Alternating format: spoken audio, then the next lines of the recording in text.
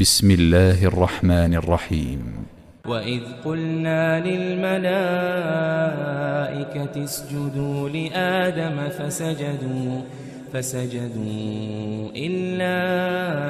إبليس أبى فقلنا يا آدم إن هذا عدو لك ولزوجك فلا يخرجنكما من الجنة فتشقى إن لك ألا تجوع فيها ولا تعرى وأنك لا تظمأ فيها ولا تضحى فوسوس إليه الشيطان قال يا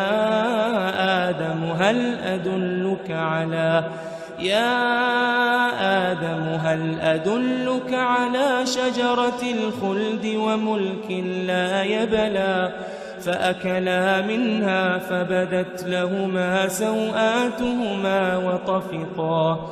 وطفقا يخصفان عليهما من ورق الجنة وعصى آدم ربه فغوى ثم اجتباه ربه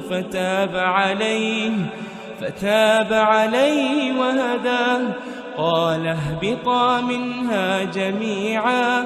بعضكم لبعض عدو فإما يأتينكم مني هدى فمن اتبع هداي فلا يضل ولا يشقى ومن أعرض عن ذكري فإن له معيشة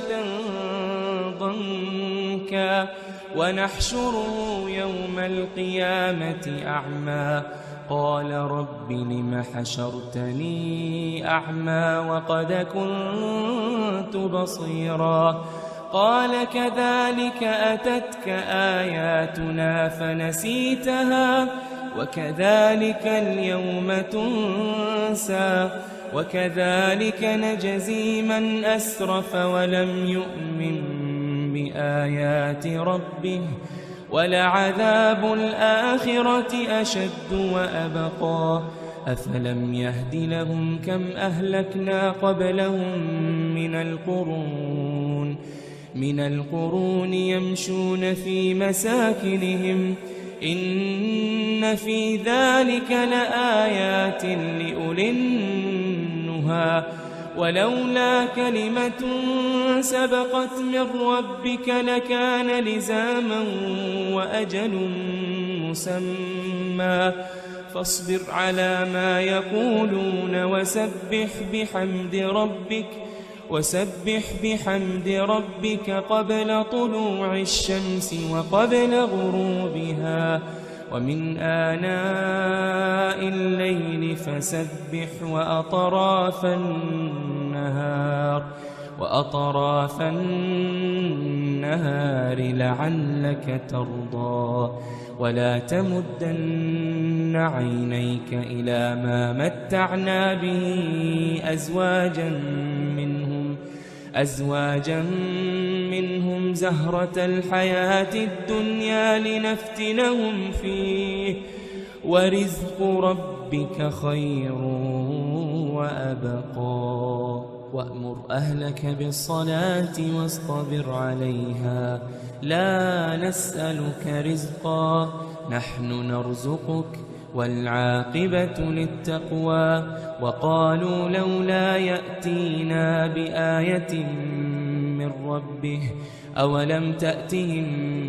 بينة ما في الصحف الأولى ولو أنا أهلكناهم بعذاب من قبله لقالوا